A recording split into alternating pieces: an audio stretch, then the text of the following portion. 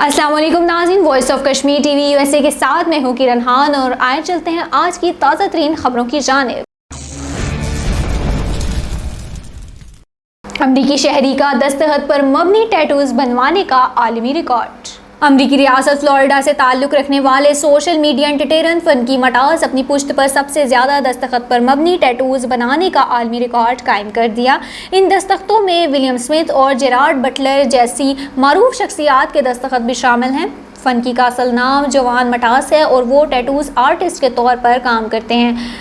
बादशाह इन्होंने अपने जिस्म को कैनवस के तौर पर इस्तेमाल करने का मुनफरिद प्रोजेक्ट किया। इन्होंने अपनी पुश्त पर माई स्पेस की तरह अपना काम शुरू किया। पहल इनके ख़ानदान के अफराद और दोस्तों ने एक टैटू मशीन से इनकी पुश्त पर दस्तखत करना शुरू किए।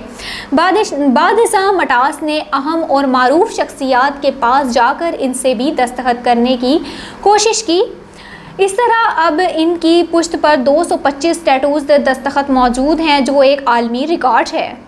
पाकिस्तान के खिलाफ सख्त रवैया इख्तियार किया जाए। अमरीकी अरकान कांग्रेस ने अपनी हुकूमत से मुतालबा किया है कि वो पाकिस्तान के खिलाफ सख्त रवैया अपनाएं। अफगानिस्तान के मामले पर कांग्रेस की कमेटी की समाअत के दौरान डेमोक्रेट्स अरकान बिल केटिंग और जोकेन कास्त्रो ने इल्ज़ाम आयद किया है कि अफगानिस्तान में पाकिस्तान का किरदार दोहरा है।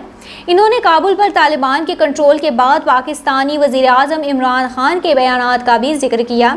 अमरीकी अवान नुमाइंदगान की उमूर खारजा कमेटी के इजलास में होने वाली एक समाअत के दौरान वज़ीर खारजा एंटोनी ब्लिंकन ने कहा है कि अमेरिका आने वाले हफ्तों में पाकिस्तान के साथ अपने ताल्लुकात का जायज़ा लेगा और ये देखेगा कि वाशिंगटन पाकिस्तान से अफगानिस्तान के मुस्तकबिल के हवाले से किस किरदार का मुतमन्नी है। Doctor Khalid Chauhan DIG special branch and security Azad Kashmir तैनात। डॉक्टर खालिद चौहान गुजर साहब को DIG special branch of security Azad Kashmir तैनात कर दिया गया। नोटिफिकेशन जारी। इनका शुमार पाकिस्तान और आज़ाद कश्मीर के 3 सीनियर पुलिस अफसरान में होता है।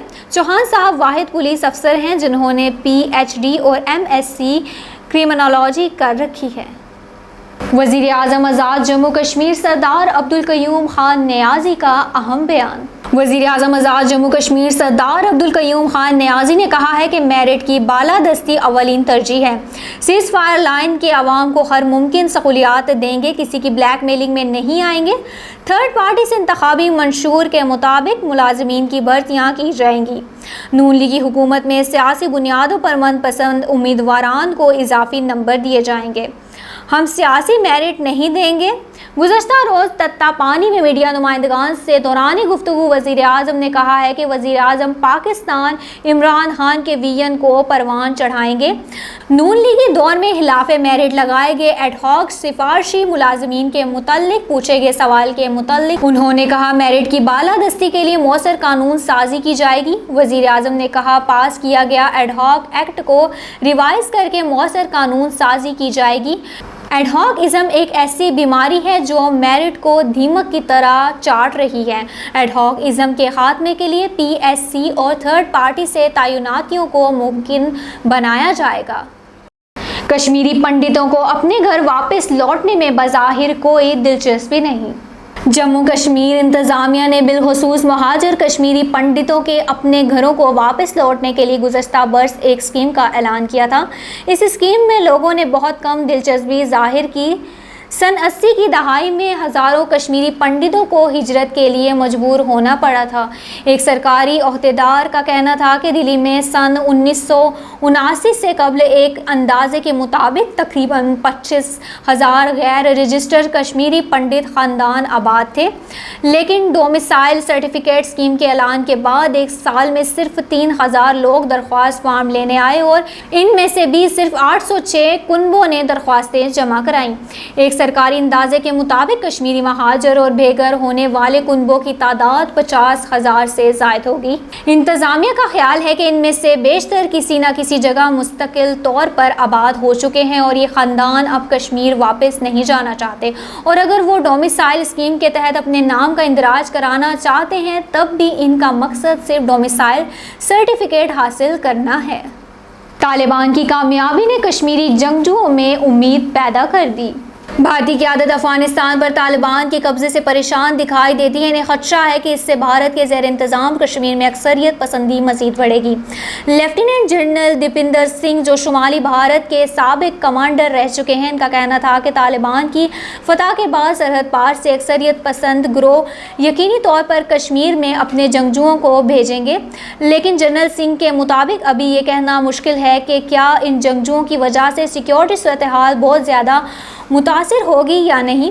بھارتی قیادت کو پریشانی ہے کہ طالبان کے زیر قیادت افغانستان کہیں نئی دہلی طالبان کو پاکستان کی پراکسی کہہ چکا ہے۔ بھارت کی حمایت افغانستان کی سابق اشرف غنی کی حکومت کے ساتھ تھی۔ سید صلاح الدین پاکستان کے زیر انتظام کشمیر میں ایک جہادی گروہ کے سربراہ ہیں۔ انہوں نے اپنے ایک حالیہ بیان میں کہا تھا کہ عنقریب بھارت میں کشمیری جنگجوؤں کے ہاتھوں شکست خوردہ ہو جائے گا۔ بھارتی دفاعی تجزیہ کار پروین ساہنی کا کہنا ہے کہ طالبان کے اقتدار میں آنے سے پاکستان کی جیو پولیٹیکل اہمیت بڑھ گئی ہے اور یوں کشمیر کے حوالے سے پاکستان کی پوزیشن مزید مستحکم ہو جائے گی۔ برمنگھم میں تعزیتی ریفرنس۔ سید علی گیلانی نے کبھی بھی اپنے اصولوں اور موقف پر کوئی سمجھوتا نہیں کیا، نہ جھکنے اور نہ بکنے والی قیادت نے ہمیشہ کہا کہ بھارت مذاکرات میں مخلص نہیں ہے۔ بھارت جب تک مسئلہ کشمیر کو متنازع تسلیم نہ کرے، بھارت کے ساتھ مذاکرات نہیں ہو سکتے۔ بھارت نے مذاکرات کے نام پر دھوکہ دیا ہے۔ کشمیر کی تقسیم کی انہوں نے ہمیشہ مخالفت کی تھی۔ انہوں نے ہمیشہ کہا تھا کہ جب تک بھارت، پاکستان اور کشمیری مذاکرات کی میز پر نہیں بیٹھتے، مسئلہ کشمیر کے حل کرنے میں پیش رفت نہیں ہو سکتی۔ انہوں نے ساری زندگی تحریک آزادی کشمیر کے لیے وقف کر دی۔ مسجد میں دھماکہ کرنے والے کو 53 سال قید کی سزا۔ امریکہ میں 2017 کو نماز فجر کے وقت مسجد کے باہر دھماکہ کرنے والے مقامی ملیشیا گروپ کے سربراہ ایمی کلائر کو 53 سال قید کی سزا سنائی گئی ہے۔ عالمی خبرساں ادارے کے مطابق امریکی ریاست منیسوٹا کی عدالت نے مسجد دارالفاروق اسلامک سینٹر پر دھماکہ کرنے کا الزام ثابت ہونے پر 50 سالہ مجرم ایمی کلائر کو 53 سال قید کی سزا سنائی ہے۔ بغیر اجازت نامے کے عمرہ کرنے والوں پر بھاری جرمانہ عائد۔ سعودی عرب نے بغیر اجازت کے عمرہ کرنے کی کوشش کرنے والوں پر 10,000 ریال جرمانہ عائد کرنے کا فیصلہ کیا ہے۔ عالمی خبرساں ادارے کے مطابق کورونا وبا کے دوران احتیاطی اور حفاظتی اقدامات کے تحت ہنگامی فیصلے کیے گئے ہیں۔ ان نئے فیصلوں کے تحت عمرے کے لیے اجازت نامے کی مسجد الحرام اور مسجد نبوی میں داخل ہونے کے لیے اجازت نامہ سعودی عرب کی کووڈ-19 ٹریکنگ ایپس توکلنا سے حاصل کیے جاتے ہیں۔ القاعدہ جلد امریکہ پر ایک حملہ کرے گی۔ امریکی ڈائریکٹر ڈیفنس انٹیلیجنس ایجنسی نے خدشہ ظاہر کیا کہ القاعدہ جلد امریکہ پر ایک حملہ کرے گی۔ سیکیورٹی سمٹ سے خطاب میں کہا گیا ہے کہ افغانستان پر طالبان کے قبضے کے بعد القاعدہ کا خطرہ بڑھ گیا۔ القاعدہ کو حملے کی صلاحیت حاصل کرنے میں 1 سے 2 سال لگیں گے۔ انہوں نے کہا کہ افغانستان میں دہشت گردوں کو مانیٹر کرنے کی صلاحیت کم ہو گئی، دوبارہ رسائی کے لیے راستہ تلاش کر رہے ہیں۔ اب تک کے لیے اتنا ہی۔ مزید باخبر رہنے کے لیے دیکھتے رہیں voice of Kashmir T V USA۔